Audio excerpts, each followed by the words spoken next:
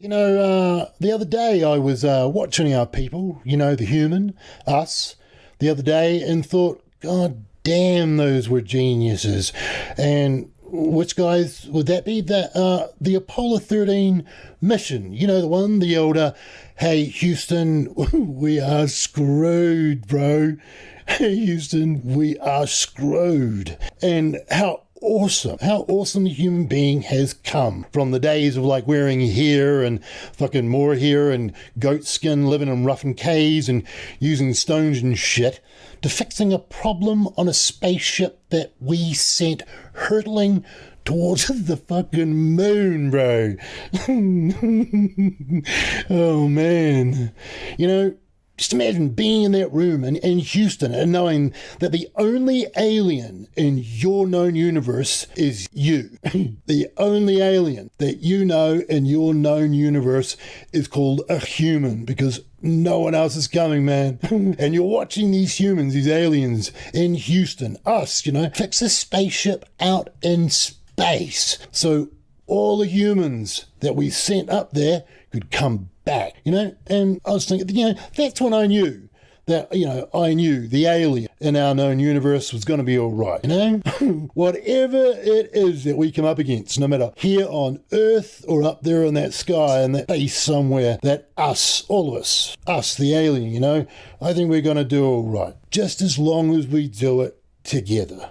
And I really think we should be all right, Those were geniuses back there in Houston. Those humans, they set a standard of genius back then, Then I thought, right, better get back to it. Better get back to work. Back to the DC. So I sat back, open book, and saw the human, the embassy now. And to try and explain that human as best I can. And what I shall do is to compare the humans from Houston, those genius aliens called us, those geniuses of humans that set that standard of genius. And I want to use that standard to say that this DC set that bar even higher, but just in the other direction. Just in the other direction, man. This genius sets a standard of dumbness that, honestly, it's impressive. It is a thing of impressiveness, but just the other way around, that's all. Oh yeah, just that you know this, some DC, someone asked me the other day, you say some and you don't say some. It's like, and I try to explain, some DC, we say the names, for those DCs are meant to be famous. So knowing their name and who they are makes you and your farmhouse safer. So some of these DCs should remain famous, until they die. Now, bit of backstory on old Genius here. Jeff, the genius, was one of those pervs that sat on the chair, old Sparky, being able to fry someone forever on a chair, powered by, the Force, baby, being wielded by the sub-eye Chris Hansen. In this DC universe, everyone has the Force, just as long as it's used for good. Now, Jeff, for genius here, thought he was talking to a girl aged 13. I always thought this fucking genius was just like a big fat incel, because he did a couple of things that made you think he seems like he sees himself as a bit of a loser. And what I mean from that is that he never spoke to the decoy, and the decoy would have tried to speak on the phone, as they always do, always. As even the gimp on the other end of the phone really wants to know if it's a real girl, a little girl that he's speaking to, right? Because he's a pervert. He thinks his voice is shit, and he's correct. His voice is like a fucking mouse, But what ties that thought of the old incel together is that the decoy wanted to send pics. So genius here, he sent dudes' pics he found on the internet. He just chopped their heads off. So no voice in other people's bodies. It reeks of incel shit, I reckon. That's when I first saw this gimp. But it does make you think. Genius here, what the fuck was he going to do to explain his head and his face when he sees her? I was thinking they'd be out of it, He pulled up with a Mickey Mouse mask on or something. After I heard it, I heard that, I thought, what the fuck? So this guy just turned up with like a bag on his head or something? Because like, how is he going to explain? Because that deco would have been, you know, they'll be sitting around the cameras and going, like, oh wow, like I thought he had a really cool body, but like, how the fuck do you explain that head? God was cruel. God was cruel. Like, what the fuck? That's a joke. It's like a platypus, just fucking horrible. Anyway, back to it. Now, it's not just the looks here. Yeah, look, I've got carried away in his looks, and truly, it's the full package, eh? It's both the bod, the looks, and the intelligence. This guy is a fucking genius. Just think about, like, the opposite, like, as I said before, just in the other way. Just think of it like he's a goddamn mastermind, like a chess genius. To explain him, like, how would you put it? He's the type of guy that has James fucking Bond tied up in a room somewhere, poking him with a shark and fucking firing a watch or something. You know, he's that kind of mastermind, just in the other way. This dude is the man. So Jeff the Genius is turned up, red hot, sweating like a pervert, and waddles on and is then brutally attacked by Hanson. So, without any more delay, hi-ho, let's get on with our show. I'm gonna go up and get ready, okay? Okay. Wait at the bar for like 5 minutes and then follow me up, okay? Okay. Okay.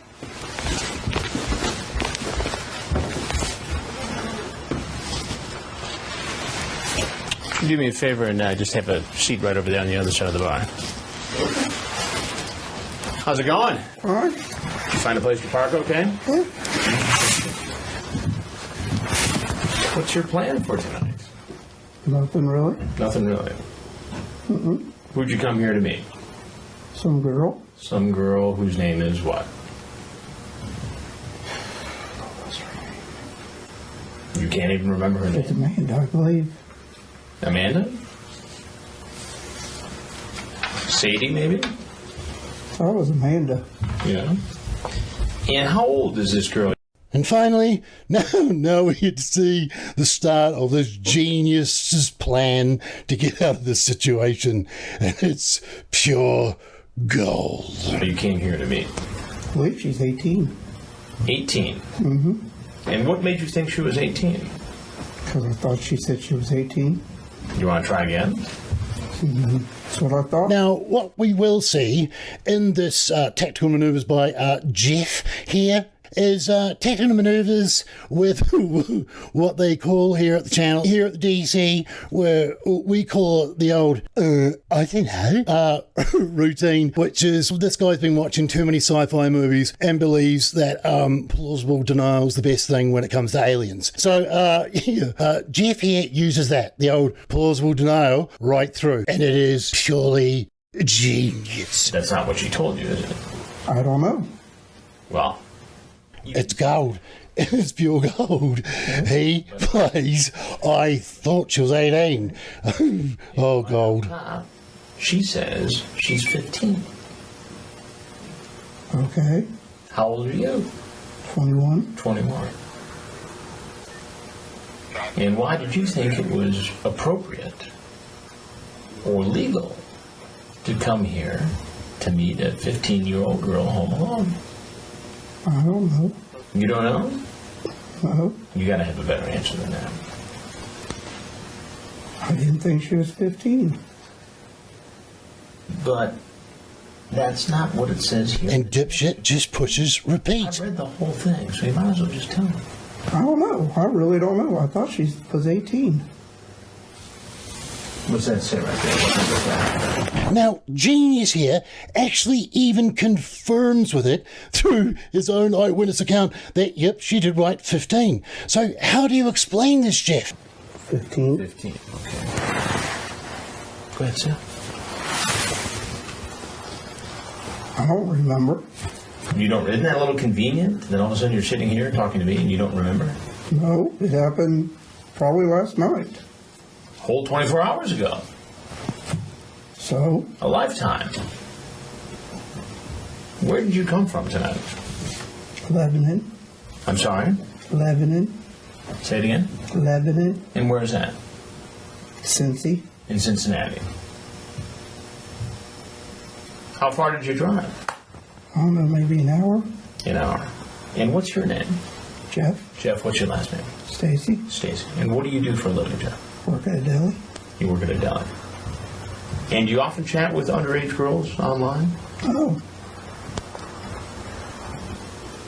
No. Mm-mm. So this is your first time? Mm-hmm. You know, I hear that a lot. I would say, yeah, you probably do, but this is. This is what? This is the first time I've ever met anybody offline. Now, it seems like you're having some memory trouble tonight, so I'm going to remind you of some of the things you said in the conversation. You asked her... Now, pay close attention to the answers that DC here gives in response to battle away against Chris and his annoying shark. If she's a virgin. I ask everybody all kinds of stuff. It's just talk. Do you sleep naked? What's wrong with asking questions? Well, some of the questions are pretty graphic. You going to be naked when I show? Legs spread and I will blank you right away. Okay.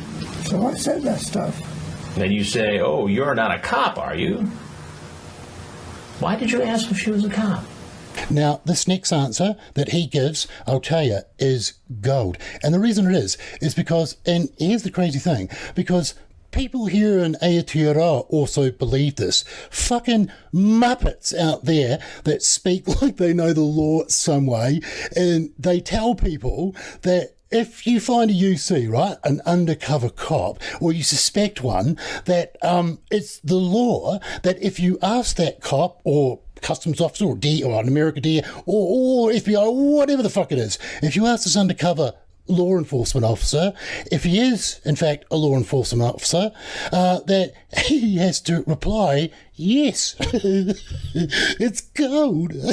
Like, people here believe that, and fucking obviously people over there do. It's like, I'm sure that was introduced to the criminal element by way of a cop realizing, fuck, some people are so stupid that they'll believe this.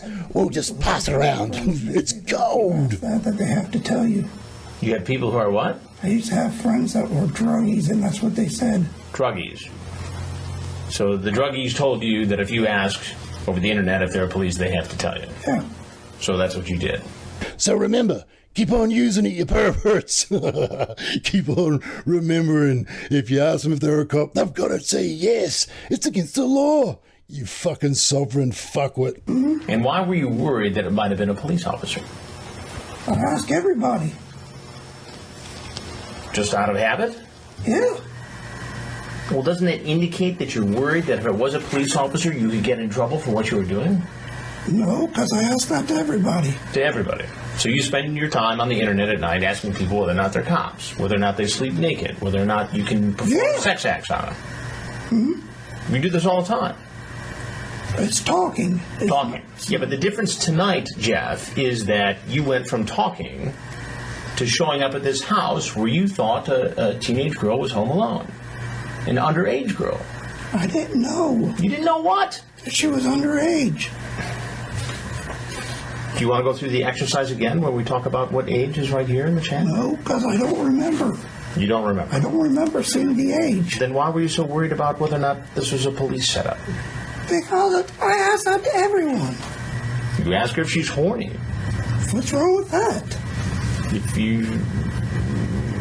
you ask if she does anal. It's a question. I know, but you're asking a question to somebody who identify themselves as an underage girl. And in this state, depending on the circumstances, that is against the law. Do you get that? It's against the law to say it on there? It's against the law to solicit an underage girl for sex. Yes. That's not what if that's what it was, I'm sorry. I didn't know. You also sent this picture of yourself. Yes, I know. That's you. And then you sent these pictures, too. Yeah. Who are they? What's all that? Oh, yeah, here's those pictures. Like, well, how come you cut the heads off? I didn't. I just found them that way. And you were trying to make believe that was you, or what was the purpose of that? I don't know. It's just talk. If I'm not really ever... I mean, It's nothing. Doesn't seem to fit there. I know it doesn't. So what were you trying to do with all this? Nothing. What were you going to do if you had showed up here and a girl was here and I was not? What would have happened?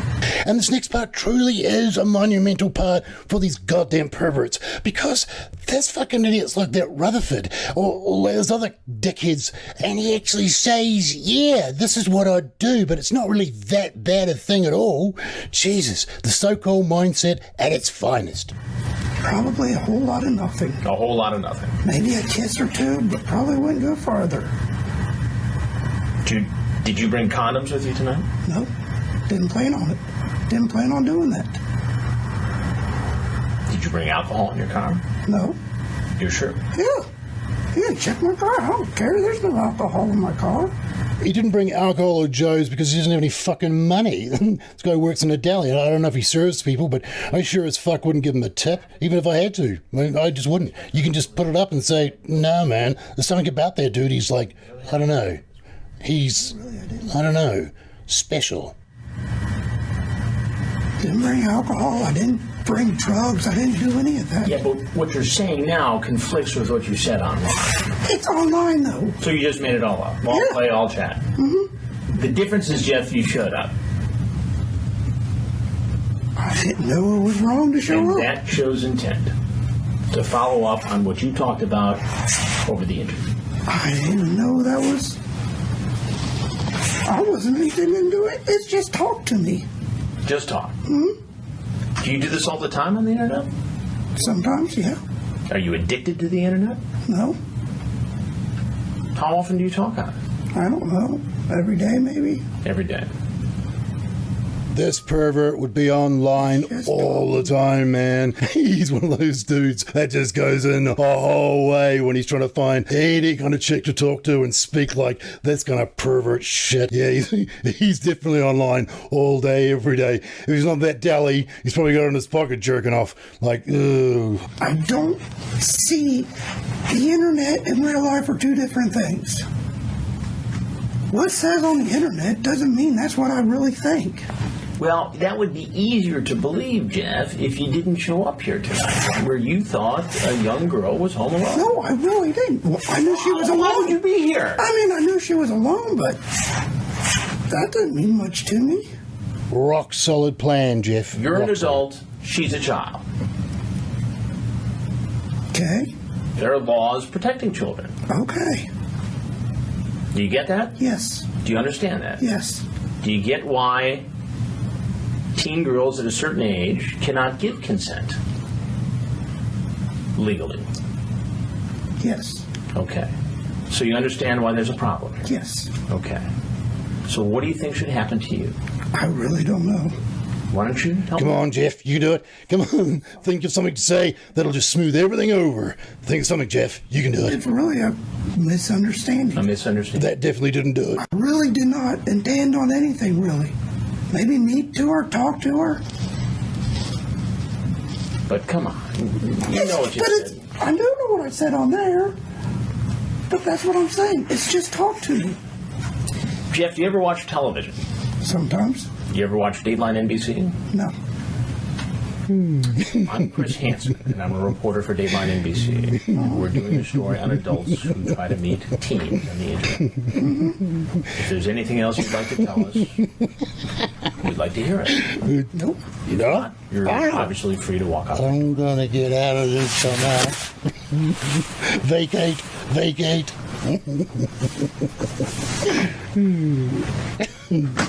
So, how did it all end up? Well, that's him there. You see, he met some of the locals' finest and was arrested and taken into custody. And he used his charisma and his genius to carry on his role as a Bond villain. And, well, even stranger is what happened to him in the end. But that, you see, that's for another story, for another episode coming up here at the channel Inside the DC. So make sure you subscribe and you'll be able to see how Jeff the Genius left Earth for greener pastures for perverts. Yeah, I know, but it will make sense when I tell you. So until the next episode, stay safe, all of you. all of you stay safe, especially you guys. And we'll see you next Sunday, unless you're a member. And then, well, we'll see you before then. Okay, stay safe. Ka kite.